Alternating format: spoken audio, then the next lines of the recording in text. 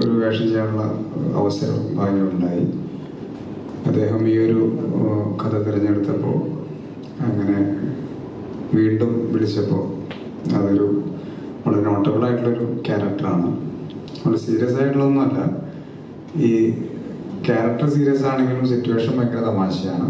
അപ്പോൾ എനിക്ക് തോന്നുന്നത് പണ്ടൊക്കെ കുറേ തമാശ കഥാപാത്രം ചെയ്തിട്ടുണ്ടെങ്കിലും പിന്നീട് ഇപ്പോൾ റീസെൻ്റ്ലിയൊക്കെ അത്യാവശ്യം നല്ല സീരിയസ് ആയിട്ടുള്ള ചെറുതാണെങ്കിലും നല്ല കഥാപാത്രങ്ങളാണ് ചെയ്തുകൊണ്ടിരിക്കുന്നത്. അപ്പോൾ അതിൽ നിന്ന് കുറേ നാൾക്ക് ശേഷം കിട്ടിയൊരു ഹ്യൂമർ ക്യാരക്ടറാണ്.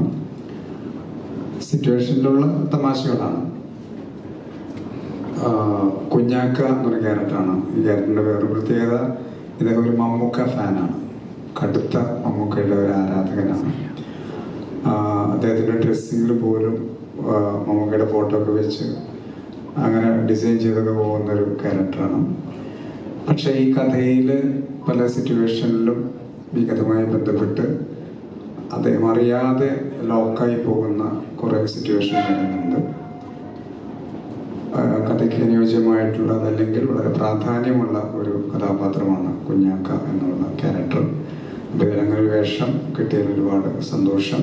നേരത്തെ പറഞ്ഞ പോലെ തന്നെ ഒരു ത്രില്ലർ റൂട്ടിലൂടെ എല്ലാവരെയും ഒരു ക്യൂരിയോസിറ്റി ഉണ്ടാക്കുന്ന ഒരു സിനിമയാണ് ആയിരിക്കുന്നത്. ഇപ്പോഴത്തെ ഒരു ജോണറിൽ നമ്മുടെ യങ്സ്റ്റേഴ്സിനാണെങ്കിലും ഫാമിലിക്കൊക്കെ ഇരുന്ന് എൻജോയ് ചെയ്യാൻ പറ്റുന്നൊരു മൂവിയാണ് ആരോ.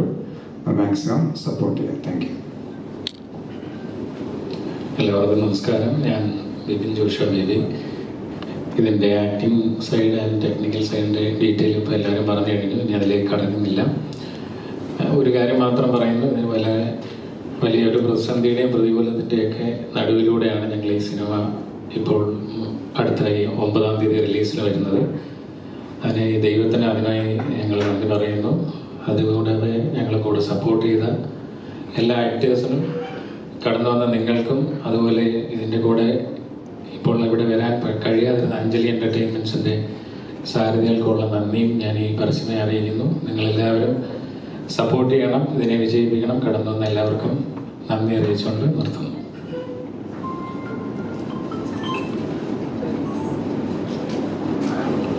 സിനിമയുടെ സംവിധായകനും നിർമ്മാതാവും ഒക്കെ സംസാരിച്ചു കഴിഞ്ഞു. ഇവിടെ സിനിമയിലെ നായകനൊക്കെ എത്തിയിട്ടുണ്ട്. അവരാണ് സിനിമയെക്കുറിച്ച് കൂടുതൽ പറയേണ്ടത്. നായികയായിട്ടുള്ള അനുമോളും നായകനായിട്ടുള്ള കിച്ചുവും മറ്റൊരു നായകനായിട്ടുള്ള ജോജു ഇവിടെ വന്നിട്ടില്ല. ഞാനൊരു ഈ സിനിമയിൽ ഒരു മറ്റുള്ളവരെ സഹായിക്കാൻ മനസ്സുള്ള ഒരു മനുഷ്യനാണ്. സഹായി പ്രസാദ് എന്നൊരു കഥാപാത്രമാണ്. സഹായി പ്രസാദിനെ പോലെ ഒരുപാട് ആളുകളെ നിങ്ങളും ജീവിതത്തിൽ കണ്ടു കാണും. ഏതൊരു മനുഷ്യനെയും സഹജീവികളെ സഹായിക്കാൻ വേണ്ടി വിളിച്ചാൽ വെളിപ്പുറത്തുള്ള ഒരാൾ എന്നൊരു കഥാപാത്രമാണ്. പ്രത്യേകിച്ച് എൻ്റെ നഗരത്തിൽ, ലോകം മുഴുവൻ ശ്രദ്ധിക്കുന്ന തൃശ്ശൂർ പൂരത്തിൻ്റെ നഗരത്തിൽ വടക്കുന്നാഥൻ്റെ തിരുമുറ്റത്ത് ആ പ്രദക്ഷിണ വഴിയിലാണ്. അപ്പോൾ അതുകൊണ്ട് തന്നെ ഒരു പ്രത്യേക ഊർജം ഈ സിനിമയിൽ അഭിനയിക്കുമ്പോൾ എനിക്കുണ്ടായിരുന്നു. ഈ സിനിമ കൂടുതൽ ആളുകളിലേക്ക് എത്തിക്കാൻ വേണ്ടി നിങ്ങളെപ്പോലുള്ള മാധ്യമങ്ങളും മറ്റു സുഹൃത്തുക്കളും സഹായിക്കുക. കൂടുതൽ ആളുകൾ സിനിമ കാണാൻ വേണ്ടി നിങ്ങളെപ്പോലുള്ള മീഡിയാസിനാണ് സഹായിക്കാൻ കഴിയുക. ഇതൊരു പരീക്ഷണ സിനിമയൊന്നുമല്ല. ഇതൊരു പാവം സ്ത്രീയുടെ ജീവിതവുമായി ബന്ധപ്പെട്ട സിനിമയാണ്. ജീവിതത്തിൻ്റെ രണ്ടറ്റം കൂട്ടിമുട്ടിക്കാൻ കഷ്ടപ്പെടുന്ന, പൂക്കച്ചവടം നടത്തുന്ന താമര എന്ന പേരുള്ള ഒരു പെൺകുട്ടിയുടെ ജീവിത സമരത്തിൻ്റെ, സഹനത്തിൻ്റെ, എന്നാൽ അവളുടെ ആത്മവിശ്വാസത്തിൻ്റെ കഥയാണിത്.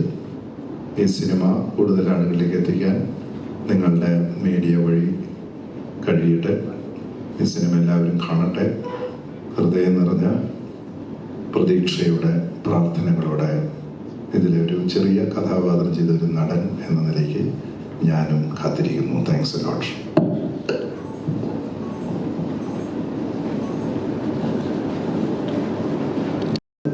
ആദ്യം തന്നെ വന്നതിൽ ജയരാജേട്ടൻ പറഞ്ഞൊരു തെറ്റുണ്ട്.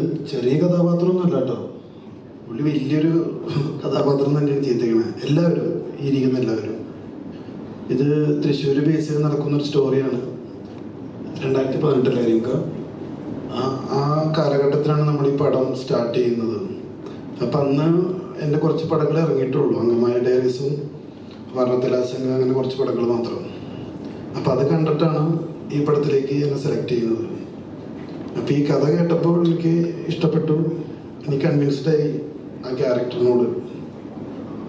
ഈ തൃശ്ശൂരാണ് നമ്മുടെ ഈ കഥ നടക്കണമെങ്കിലും ഇതിലെ പല കഥാപാത്രങ്ങളും അവിടെ ഉള്ളവരല്ല, അവിടേക്ക് ഓരോ ആവശ്യങ്ങൾക്ക് വേണ്ടി തൃശ്ശൂർ വന്നു പോകുന്നതാണ്. അപ്പം എൻ്റെ കഥാപാത്രമായാലും മുരുകൻ എന്നാണ് കഥാപാത്രത്തിൻ്റെ പേര്. ഞാനും എൻ്റേതായ ഒരു ആവശ്യത്തിനാണ് തൃശ്ശൂർ വരുന്നത്. അനുമോളുടെ ക്യാരക്ടറായാലും ജോജിയുടെ ക്യാരക്ടറായാലും ഈ പേര് പോലെ തന്നെ ആരോ എന്ന് പറയുന്ന പോലെ ഒരു സംശയമാണ് ഈ പടം കാണുമ്പോൾ. അത് നിങ്ങൾ പടം കണ്ടാലേ മനസ്സിലാവുള്ളൂ. അപ്പോൾ എല്ലാവരും പടം കാണാം. 9-ാം തീയതി പടം റിലീസാണ്. നിങ്ങളുടെയൊക്കെ സഹായം വേണം. Thank you. എല്ലാവർക്കും നമസ്കാരം. Thank you so much. നിങ്ങളെല്ലാവരും ടൈം എടുത്ത് ഇവിടെ വന്ന് നമ്മുടെ ഈ ഒരു ചെറിയ സിനിമയെ സപ്പോർട്ട് ചെയ്യാൻ നമ്മുടെ കൂടെ നിന്നതിന് താങ്ക്സ് എ ലോട്ട്. താമര എന്ന് പറയുന്നത് ഇപ്പം ഡയറക്ടർ സാറ് സംസാരിച്ചിട്ടുണ്ടാവും. VK കരീം ഡയറക്റ്റ് ചെയ്യുന്ന, താമര എന്ന് എൻ്റെ ക്യാരക്ടറിൻ്റെ പേരാണ്. ആരോ എന്ന് പറയുന്നത് VK കരീം സാറ് ഡയറക്റ്റ് ചെയ്യുന്ന ഒരു സിനിമയാണ്. അതിൽ താമര എന്നാണ് എൻ്റെ ക്യാരക്ടറിൻ്റെ പേര്. അപ്പം എനിക്ക് തോന്നുന്നു ഈ ആരോ സിനിമ താമരയുടെ ഈ ക്യാരക്ടറിൻ്റെ ഒരു യാത്രയിൽ കൂടെയാണ് ഈ സിനിമയുടെ കഥ പറഞ്ഞു പോകുന്നത്. അപ്പോൾ ഈ സിനിമയിൽ ഒരു മേജർ കഥാപാത്രമാണ്. ഇപ്പം കിച്ചുവിൻ്റെയും ജോജു ചേട്ടൻ്റെയും എല്ലാ ആക്ടേഴ്സും, ജയരാജ് ചേട്ടൻ, ഇവരുടെയൊക്കെ ക്യാരക്ടേഴ്സ് ഉണ്ടെങ്കിൽ കൂടിയും എനിക്ക് തോന്നുന്നു ഈ സ്ത്രീക്ക് കുറച്ചും കൂടെ ഒരു സ്പേസും പ്രാധാന്യവും ഒക്കെ ഉള്ള ഒരു കഥാപാത്രമാണ് എൻ്റെ താമര എന്ന് പറയുന്നത്. എല്ലാവരുടെയും വളരെ ഇമ്പോർട്ടൻറ്റ് ക്യാരക്ടേഴ്സ് തന്നെയാണ് കേട്ടോ. നിങ്ങൾക്കറിയാലോ ഇതിൽ ഇവർ പറഞ്ഞു തോന്നുന്നു ചെറിയൊരു സസ്പെൻസ് എലമെൻറ്റും അല്ലെങ്കിൽ ഒരു അന്വേഷണം. ട്രെയിലർ കാണുമ്പോൾ എല്ലാവരും ചോദിക്കുന്ന ഒരു സാധനമാണ്. അപ്പോൾ ആ ഒരു അന്വേഷണം, അപ്പോൾ ജനറലി എന്തായാലും അവിടെ ഒരു കുറ്റകൃത്യം ഉണ്ടാവും, ഒരു അന്വേഷിക്കാൻ വരുന്ന ഓഫീസർ ഉണ്ടാവും, കുറ്റം ചെയ്ത ആളുകൾ ഉണ്ടാവും, ദൃക്സാക്ഷികൾ ഉണ്ടാവും, അല്ലെങ്കിൽ അതിന് എന്താ പറയുക, ഇങ്ങനെ എണ്ണ ഒഴിച്ചു കൊടുക്കുന്ന ആളുകൾ, അങ്ങനെ കുറേ ക്യാരക്ടേഴ്സ് ഉണ്ടാവും. അപ്പം ഓരോരോ ക്യാരക്ടേഴ്സിനും ഈ കഥയിൽ അവരുടേതായ കൃത്യമായ പാർട്ടുണ്ട്. പിന്നെ തൃശ്ശൂർ ബേസ് ചെയ്താണ് സിനിമ നടക്കുന്നത്. തേക്കിൻകാട് മൈതാനം ആ പരിസരത്താണ് നമ്മൾ മിക്കതും ഷൂട്ട് ചെയ്തിട്ടുള്ളത്. തൃശ്ശൂരിലുള്ള ഒരുപാട് ആക്ടേഴ്സ്, നമുക്ക് പൊതുവെ ഈ സിനിമയിൽ തൃശ്ശൂർ ഭാഷ കേൾക്കുമ്പം നമുക്ക് ആ ക്യാരക്ടേഴ്സിനോട് ഒരു അടുപ്പം തോന്നും. അപ്പം അങ്ങനെ നമുക്ക് അടുപ്പം തോന്നിയിട്ടുള്ള ഒരുപാട് ആക്ടേഴ്സ് ഉണ്ട്. അതല്ലാണ്ട് തന്നെയും സുധീർ കരമന, അങ്ങനെ കുറേ ആക്ടേഴ്സ് ഈ സിനിമയിൽ വർക്ക് ചെയ്തിട്ടുണ്ട്. അങ്ങനെ നമ്മളെല്ലാവരും കൂടെ ചെയ്ത ഒരു കുഞ്ഞു സിനിമയാണ് ആരോ എന്ന് പറയുന്നത്. ഈ പറഞ്ഞ പോലെ ക്യാരക്ടറും കാര്യങ്ങളൊന്നും അധികം പറയാൻ പറ്റില്ല, അതിൻ്റെ ഒരു സസ്പെൻസ് പുറത്തു പോകുന്നുണ്ട്. വടക്കുന്നാഥൻ അമ്പലത്തിൻ്റെ മുന്നിൽ പൂക്കച്ചവടം ചെയ്യുന്ന ഒരു സ്ത്രീയാണ് ഞാൻ ചെയ്യുന്ന താമര. അപ്പം എല്ലാ ക്യാരക്ടേഴ്സിനും അതിൻ്റെതായ ഒരു സ്പേസ് ഉണ്ട്. അപ്പം ഇതൊക്കെയാണ് എനിക്ക് സിനിമയെ പറ്റി പറയാനുള്ളത്. പിന്നെ ഈ പറയുന്ന നല്ലൊരു ടീമിൻ്റെ കൂടെ കരീംക്കാണെങ്കിൽ ഒരുപാട് സീനിയറാണ്. ഇപ്പം നമ്മളൊക്കെ എന്നും എപ്പോഴും സിനിമയെ പറ്റി സംസാരിക്കുമ്പം പറയുന്ന ഒരു പേരാണ് ഭരതൻ സാറുടെ പേരൊക്കെ. അപ്പം ഭരതൻ സാറുടെ കൂടെയൊക്കെ വർക്ക് ചെയ്തിട്ടുള്ള നമ്മളൊക്കെ മനസ്സിൽ കൊണ്ടു നടക്കുന്ന ഇപ്പം തേവർ മകൻ, ദേവരാഗം, പാഥേയം, ഇങ്ങനത്തെ ഒരുപാട് സിനിമകളുടെ കൂടെ ട്രാവൽ ചെയ്തിട്ടുള്ള ആ സിനിമ ഉണ്ടാവുന്നത് കൂടെ നിന്ന് ഭാഗമായി കണ്ടിട്ടുള്ള ഒരാളാണ്. അപ്പം അദ്ദേഹത്തിൻ്റെ ഒരു എക്സ്പീരിയൻസ്, അത് നമുക്ക് കൂടെ വർക്ക് ചെയ്യാൻ പറ്റിയത് തന്നെയാണ് ഈ സിനിമയിൽ എനിക്ക് കിട്ടിയിട്ടുള്ള ഏറ്റവും വലിയൊരു ടേക്ക് അവേ എന്ന് പറയുന്നത്. അപ്പം അങ്ങനെ ഒരു ഗംഭീര ടീം നമ്മുടെ കൂടെ ഉണ്ടായിരുന്നു. ആൻഡ് പ്രൊഡ്യൂസേഴ്സ് ആണെങ്കിലും ഇപ്പം വിനോദേട്ടനൊക്കെ ഇവിടെ വന്നിട്ട് പ്രൊഡ്യൂസേഴ്സ് ആണെങ്കിലും നമ്മളെ വളരെ നല്ല രീതിയിൽ ഈ സിനിമയുടെ ഒപ്പം നിന്ന് കൂടെ ട്രാവൽ ചെയ്യുന്ന ഒരു ഗ്രൂപ്പ് ഓഫ് ആളുകളുണ്ട് നമ്മുടെ കൂടെ. അപ്പം അതേപോലെ തന്നെ നിങ്ങളെല്ലാവരും ഇന്നിപ്പം ഈ സിനിമയെ സപ്പോർട്ട് ചെയ്യാൻ വേണ്ടി വന്നിട്ടുണ്ട്. മെയ് 9-ന് തിയേറ്ററിൽ എത്തുകയാണ്. എല്ലാവരും തിയേറ്ററിൽ വന്ന സിനിമ കാണണം എന്ന് തന്നെയാണ് എനിക്ക് പറയാനുള്ളത്. നമ്മുടെ ഡെറിക് ഇതിലൊരു ക്യാരക്ടറാണ്. നമ്മുടെ DOP സാറാണ്, മാധേഷ് സാറ്. 5 ഒരു റോൾ ചെയ്തിട്ടുണ്ട്. ജോഷേട്ടനും ഒരു നല്ല ക്യാരക്ടർ ചെയ്തിട്ടുണ്ട്. അപ്പം ഞാൻ ഡെറിക്കിനെ കൊടുക്കാം. ഡെറിക് പറയട്ടെ ഡെറിക്കിൻ്റെ ക്യാരക്ടർ. ഹലോ, ഹായ്, എൻ്റെ പേര് ഡെറിക് രാജൻ. ഇതെൻ്റെ 2ാമത്തെ സിനിമയാണ്. ശിവ എന്നാണ് എൻ്റെ ക്യാരക്ടറിൻ്റെ പേര്. താമര എന്നുള്ള അനുചേച്ചി ചെയ്ത ക്യാരക്ടറിൻ്റെ മകനായിട്ടാണ് ഞാൻ അഭിനയിക്കുന്നത്. സിനിമയെക്കുറിച്ച് പറയുകയാണെങ്കിൽ ഇവരെല്ലാം പറഞ്ഞ പോലെ തന്നെ ഒരു മിസ്റ്ററി ഇൻവെസ്റ്റിഗേഷൻ ത്രില്ലറാണ്. അപ്പോൾ അതിനുള്ള എല്ലാ സാധനങ്ങളും ഈ സിനിമയിലുണ്ട്. അപ്പോൾ നിങ്ങൾ എല്ലാവരും ഇവിടെ വന്നിരിക്കുന്ന പോലെ തന്നെ തിയേറ്ററിലും വരിക, സിനിമ കാണുക, സപ്പോർട്ട് ചെയ്യുക. മെയ് 9-നാണ് റിലീസ്. Thank you. നമസ്കാരം. ഈ പറഞ്ഞ പോലെ വലിയ സന്തോഷമുണ്ട്. കാരണം കരീംക്ക് ഡയറക്റ്റ് ചെയ്ത ഈ പടത്തിൻ്റെ ഒരു ഭാഗമാണ് സാധിച്ചതിൽ. ജിമ്മി എന്ന് പറയുന്ന ഒരു ക്യാരക്ടറാണ് യാരോ എന്ന് പറയുന്ന മൂവിയിൽ ഞാൻ ചെയ്യുന്നത്. അപ്പം അനു പറഞ്ഞതുപോലെ, കിച്ചു പറഞ്ഞതുപോലെ കുറച്ച് എന്താ പറയുക സസ്പെൻസ് എലമെൻസ് ഉള്ളത് കൊണ്ട് തന്നെ വേറെ കുറേ കാര്യങ്ങൾ പറയാൻ പറ്റാത്തൊരു സാഹചര്യമുണ്ട്. എന്നിരുന്നാലും പ്രേക്ഷകർക്ക് നല്ല രീതിയിൽ ആസ്വദിക്കാവുന്ന ഒരു ചിത്രം തന്നെയായിരിക്കും. നല്ലൊരു ടീമായിരുന്നു ഈ ചിത്രത്തിൻ്റെ കൂടെ. കരീമിക്ക, വിനോദേട്ടൻ, നവാസ്ക, അങ്ങനെ കിച്ചു, എല്ലാവരും പേരെടുത്ത് പറഞ്ഞ എല്ലാവരും നല്ലൊരു ടീം വർക്കാണ് നടന്നിട്ടുള്ളത്. എന്തായാലും നിങ്ങളെല്ലാവരും ഈ കാണുന്ന എല്ലാവരും മൂവി തിയേറ്ററിൽ പോയി കാണുക, മാക്സിമം സപ്പോർട്ട് തരിക. Thank you. എല്ലാവർക്കും നമസ്കാരം. അപ്പോൾ മെയ് 9 ഞങ്ങളുടെ സിനിമ റിലീസാവുകയാണ്. എന്നെ സംബന്ധിച്ച് എൻ്റെ വലിയൊരു സ്വപ്നം എന്ന് പറയാം. അപ്പം എല്ലാവരും തിയേറ്ററിൽ തന്നെ പോയി സിനിമ കാണണം, ഞങ്ങളെ വിജയിപ്പിക്കണം.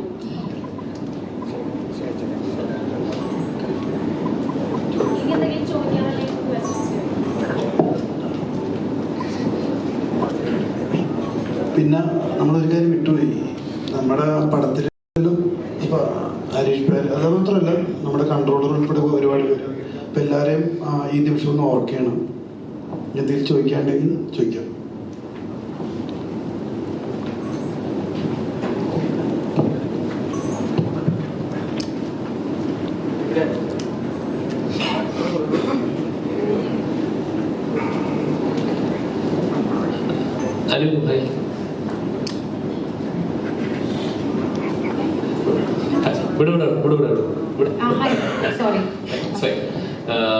ഈ സിനിമയിലെ കഥ അതൊരു എന്താ പറയാ ഒരു മിസ്റ്ററി അതിനകത്ത് തന്നെ ഉണ്ട്. ഒരു ട്രെയിലറിൽ അത് തന്നെ കാണിക്കുന്നുണ്ട്. ഇതൊരു ശരിക്കും പറഞ്ഞൊരു വുമൺ ഓറിയന്റഡ് സബ്ജക്റ്റ് ആണോ?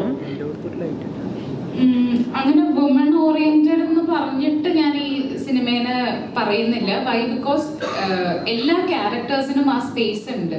അപ്പൊ അത് വുമൺ ഓറിയന്റഡ് ശരിയാണ്. വുമൺ റിലേറ്റഡ് ഇഷ്യൂസ് ആണ് സംസാരിക്കുന്നത്, അല്ലെങ്കിൽ ശക്തമായ കുറെ സ്ത്രീ ക്യാരക്ടേഴ്സ് ഇതിലുണ്ട്. അങ്ങനെ വെച്ച് നോക്കിയാൽ ഇതൊരു വുമൺ ഓറിയന്റഡ് എന്ന് പറയാം. പക്ഷേ സപ്പോർട്ടിംഗ് കാസ്റ്റ് ആയാലും അല്ലെങ്കിൽ ആ കേസ് അന്വേഷണമായാലും അതിലേക്ക് വഴിയിൽ കൂടെ പോകുന്നതായാലും എല്ലാം മറ്റ് ക്യാരക്ടേഴ്സ് എല്ലാം ഉണ്ട്. അങ്ങനെ ഇതിനൊരു വുമൺ ഓറിയന്റഡ് എന്ന് പറയാൻ പറ്റില്ല. പക്ഷെ വുമൺ പവർഫുൾ റോൾസ് ചെയ്തിട്ടുള്ള സിനിമയാണ്. അനുവിനെ സംബന്ധിച്ച് ഇപ്പൊ അനു ചെയ്തിട്ടുള്ള എല്ലാ കഥാപാത്രങ്ങൾ നോക്കുകയാണെങ്കിൽ ഒന്നെങ്കിൽ നോട്ടമായുള്ള കഥാപാത്രങ്ങളാണ്, സ്ക്രീനിൽ സ്പേസ് കിട്ടുന്ന ഒരു ടൈപ്പ് കഥാപാത്രങ്ങളാണ്. ഇത് തുടർച്ചയായിട്ട് ഉടനീളം നിൽക്കുന്ന ഒരു കഥാപാത്രമാണ്. ഈ കഥാപാത്രം ചൂസ് ചെയ്യുമ്പോൾ അല്ലെങ്കിൽ എനിക്ക് ഇങ്ങനെ ക്യാരക്ടർ ലോക്ക് ചെയ്യുന്ന അല്ലെങ്കിൽ എന്റെ കരിയോഗ്രാഫിയിൽ ലോക്ക് ചെയ്യുന്ന ഒരു കഥാപാത്രമാണ് എന്ന് തോന്നിയിട്ടായിരിക്കും ഒബ്വിയസ്ലി ഇത് ലോക്ക് ആയിട്ടുണ്ടാവുക. അങ്ങനെ ഹുക്ക് ചെയ്യുന്ന ഒരു എലമെന്റ് എന്തായിരിക്കും ഇതിനകത്ത്? ഒന്ന്, ഇതിന്റെ ക്ലൈമാക്സിൽ എനിക്ക് പെർഫോം ചെയ്യേണ്ടി വരുന്ന ഒരു സ്പേസ് ഉണ്ട്. അത് എൻ്റെ കംഫർട്ട് സോൺ അല്ല. ഞാൻ ഇതുവരെ ചെയ്തിട്ടുള്ളതോ അല്ലെങ്കിൽ ഞാൻ ആലോചിച്ചിട്ട് പോലും എനിക്കത് ചെയ്യാൻ പറ്റുമോ ഇല്ല എന്നുള്ളത്. അത് എനിക്ക് എന്നെ തന്നെ ചാലഞ്ച് ചെയ്യണം, അതൊരു ട്രൈ ചെയ്യണം എന്നുള്ളൊരു തോന്നലുണ്ടായിരുന്നു. പിന്നെ ഈ ക്യാരക്ടർ താമര എന്ന് പറയുന്ന ഈ സ്ത്രീയെ എനിക്ക് ഇഷ്ടപ്പെട്ടിട്ടുണ്ടായിരുന്നു. അവരുടെ ഒരു ഞാൻ പറഞ്ഞില്ലേ, വടക്കുന്നാഥിന്റെ മുന്നിൽ പൂക്കച്ചവടം ചെയ്യുക, ഒരു മകനെ വളർത്തുന്നു, ആ ഒരു മദർഹുഡിന്റെ പല പല സ്റ്റേജസ്, അല്ലെങ്കിൽ അത് സൊസൈറ്റിയിൽ ഈ താമര എങ്ങനെ ഇടപെടുന്നു, അങ്ങനത്തെ ഒരുപാട് കാര്യങ്ങൾ എനിക്ക് ഇതിൽ അട്രാക്ട് ചെയ്തിട്ടുണ്ടായിരുന്നു. പിന്നെ ഈ പറയുന്ന പോലെ ഞാൻ ആ പോർഷൻ ഞാൻ കണ്ടിട്ടില്ല. ശരിക്കും പറഞ്ഞാൽ ക്ലൈമാക്സ് എങ്ങനെ വന്നിട്ടുണ്ടെന്ന് എനിക്ക് ഇപ്പോഴും അറിയില്ല. അത് എൻ്റെ ഒരു കംഫർട്ട് സോണിലല്ലാത്തൊരു സ്പേസ് ആയിരുന്നു. പക്ഷെ നന്നായി വന്നിട്ടുണ്ടെന്ന് പ്രൊഡ്യൂസർ സാറും ഡയറക്ടർ സാറും ഒക്കെ എൻ്റെ അടുത്ത് പറഞ്ഞു. അപ്പം ഞാനും അത് കാണാൻ വെയിറ്റിംഗ് ആണ്. താമര എനിക്ക് ഇഷ്ടപ്പെട്ടിട്ട് ചെയ്തതാണ്.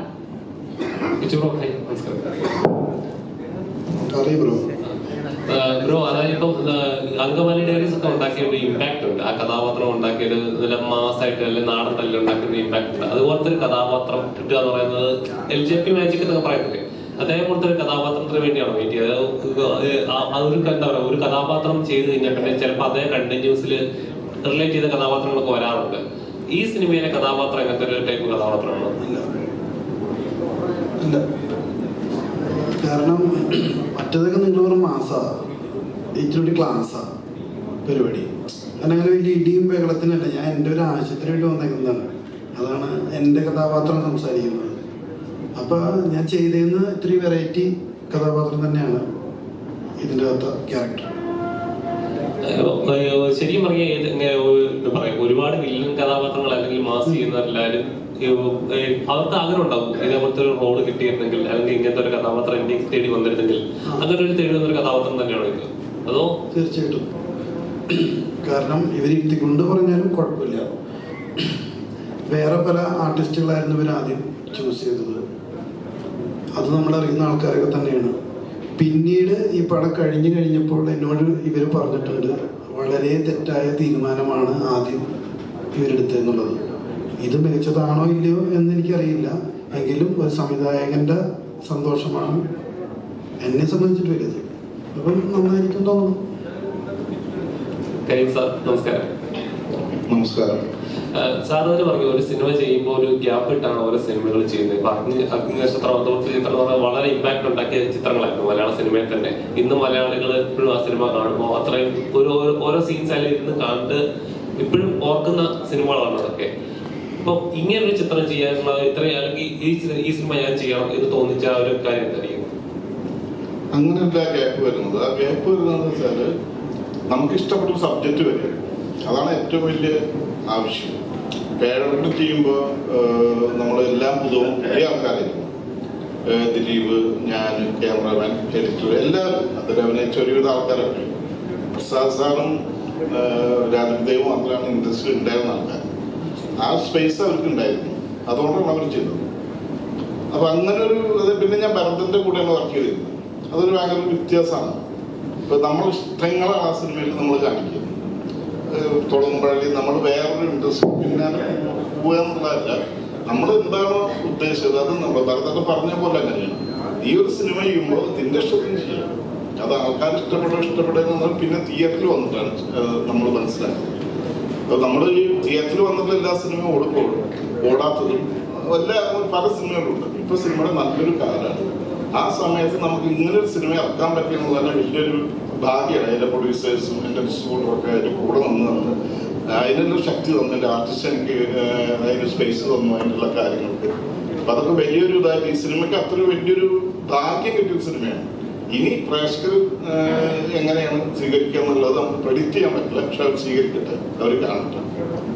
ഇപ്പൊ സാറിന്റെ എല്ലാ സിനിമ നോക്കിയാൽ അതിനകത്തൊരു മെസ്സേജ് കൊടുക്കും. ഇതൊരു വുമൺ ഓറിയന്റഡ് സബ്ജക്റ്റ് ആണ്, അല്ലെങ്കിൽ സ്ത്രീകൾ ഫേസ് ചെയ്യുന്ന ചലഞ്ച് ചെയ്യുന്ന ഒരു സബ്ജക്റ്റ് ആണെന്ന് പറയുന്നു. അപ്പം ഇത് എത്രത്തോളം ഇമ്പാക്ട് ഉണ്ടാക്കുന്നു? ഇതൊരു മെസ്സേജ് ഉണ്ട്, മെസ്സേജ് സിനിമ തന്നെയാണ്. ഒരു മെസ്സേജ് കൊടുക്കുന്നത് സ്ത്രീകൾ അനുഭവിക്കുന്ന ഒരുപാട്. നമ്മളിപ്പോ ഞാൻ തൃശ്ശൂർകാരൻ, നമ്മളിപ്പോ ഞാൻ ജയരാജൊക്കെ തൃശ്ശൂർകാരനാണ്. ആ തൃശ്ശൂര് ഉള്ള ഒരു ജീവിതം അറിയുന്ന ആൾക്കാരെ ഞാൻ പറയും. ആ ജീവിതത്തിൽ നിന്ന് ഉണ്ടാക്കിയ ഒരു സബ്ജക്റ്റിലേക്ക് വരുമ്പോൾ നമ്മൾ അവിടെ എന്തൊക്കെ സംഭവിക്കുന്നു എന്നുള്ളത് നമുക്കറിയാം. അവിടെ രാവിലെ മുതൽ ചീട്ടളി തുടങ്ങി മൈതാനത്ത് പൂരക്കളി, അങ്ങനെ ഒരുപാട് സംഭവങ്ങൾ തൃശ്ശൂർ എന്നും ലൈവാണ്. വേറെ എവിടെ ഇല്ലാത്തൊരു ലൈവാണ് തൃശ്ശൂർ, അതും തേക്കിക്കാട്ടിൽ. അപ്പൊ അവിടെ വന്ന് ചേരുന്ന ഒരുപാട് ആൾക്കാർ, ആ ആൾക്കാരിൽ കൂടെ താമര എന്ന ഈ പൂക്കച്ചവടക്കാർ, അവരിലൂടെ നമ്മൾ പറയുന്ന ഒരു സബ്ജക്റ്റ്, ഒരു കഥ. ആ ഒരു മെസ്സേജ് അവർ സ്ത്രീ അനുഭവിക്കുന്ന ഒരു വേദന പിന്നീട് എങ്ങനെ സർവൈവ് ചെയ്യുന്നു എന്നാണ് നമ്മൾ പറയുന്നത്. അവരെങ്ങനെ അതിൽ നിന്ന് ഓവർകം ചെയ്തു, അതെങ്ങനെയാണ് ഓവർകം ചെയ്തത്, അതാണ് നമ്മൾ ക്ലൈമാക്സ് എന്ന് പറയുന്നത്. ആ ക്ലൈമാക്സ് ആണ്. അപ്പൊ സിനിമയ്ക്ക് ഒരു ക്ലൈമാക്സ് ഇല്ലാത്തൊരു സമയമാണ്. ഒരു ക്ലൈമാക്സും അതല്ലെങ്കിൽ അച്ഛനും അമ്മയൊന്നും ഇല്ലാത്ത, പെങ്ങന്മാരും ഇല്ലാത്തൊരു കാലഘട്ടമാണ് ഇപ്പൊ വരുന്ന സിനിമ. ഈ സിനിമയ്ക്ക് നമ്മൾ അച്ഛനും ഉണ്ട്, അമ്മയുണ്ട്, മക്കളുണ്ട്, ഒരു ക്ലൈമാക്സ് ഉണ്ട്. അതിൻ്റെ ഒരു വ്യത്യസ്തതയാണ് നമ്മൾ ഈ സിനിമയുടെ ഏറ്റവും വലിയൊരു വിജയം എന്നുള്ളത് പറയുന്നത്. എനിക്ക് പറയാൻ പറ്റും. അത് ഇതുവരെ പറയാത്തൊരു ക്ലൈമാക്സ് ആണ് നമ്മൾ പറഞ്ഞിരിക്കുന്നത്. അതാണ് ആരും. നമ്മൾ ജോയിച്ചേട്ടന്റെ മിക്ക സിനിമകൾ കണ്ടിട്ടുണ്ട്. അപ്പൊ ജോയിച്ചേട്ടന്റെ പോലീസ് വേഷങ്ങൾ പലതും കണ്ടിട്ടുണ്ട്. ഈ സിനിമയിൽ ഒരു പോലീസ് കഥാപാത്രമാണെന്ന് തോന്നുന്നു. അപ്പം എങ്ങനെയാണ് അദ്ദേഹത്തെ കഥാപാത്രം? എങ്ങനെയാണ്? പുള്ളി ഒരു തൃശ്ശൂർകാരനാണ്.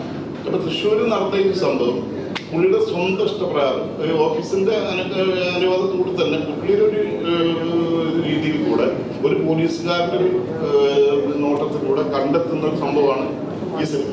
അത് എന്ത് ചെയ്തെന്നുള്ളതാണ് ആരാന്നുള്ളതാണ്, എന്ത് എന്നുള്ളതാണ് നമ്മൾ ചോദിക്കുന്നത്. ആ ചോദ്യമാണ് ഇതിന്റെ ക്ലൈമാക്സിന് ഉത്തരം പറയുന്നത്. പിന്നെ ജോജോ തീരെ സ്ഥിരം പോലീസ് സ്റ്റേഷത്തിന് വ്യത്യാസമായിട്ട് നമ്മൾ അങ്ങനെ ഒരു അടിയിലേക്കോ മറ്റുള്ള വളരെ റഫായിട്ട് അങ്ങനെ ഒരുപാട് സോഫ്റ്റ് ആയിട്ട് പോലീസുകാരൻ ആൾക്കാർ നന്നായി ഇടപെടുന്ന വളരെ സൗഹൃദപരമായിട്ടൊരു നീക്കത്തിലൂടെ നീങ്ങുന്ന ഒരു പോലീസുകാരൻ. അതാണ് ജോജോ ചെയ്യുന്ന ക്യാരക്ടർ.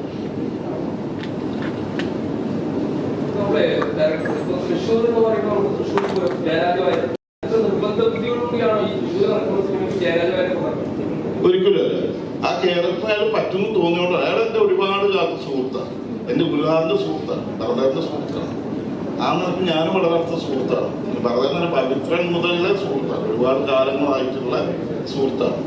തൃശ്ശൂർ ജീവിതത്തിൽ ഞങ്ങൾ എപ്പോഴും ഇടപെടുന്ന ആൾക്കാരാണ്. ഞാനും പവിത്രനും ഹൈദരാലിയും അങ്ങനെ ഒരുപാട് ആൾക്കാരുണ്ട് അവിടെ. ഉപ്പിൻ്റെ പിന്നെ പ്രൊഡ്യൂസർ അങ്ങനെ ഒരുപാട് ആൾക്കാരുടെ ബന്ധം. ആ ബന്ധം പക്ഷേ ഈ ക്യാരക്ടർ ചെയ്യാൻ കറക്റ്റായിട്ട് ഇരിക്കുന്ന ഒരൊറ്റ ആൾക്കൊണ്ടാണ് വളരെ സൗഹൃദത്തിൽ വിളിച്ചതാണ്. പുള്ളി ഇതിന് ആക്ടാണെന്ന് തന്നെ നമ്മൾ വിളിച്ചത്. ഹലോ,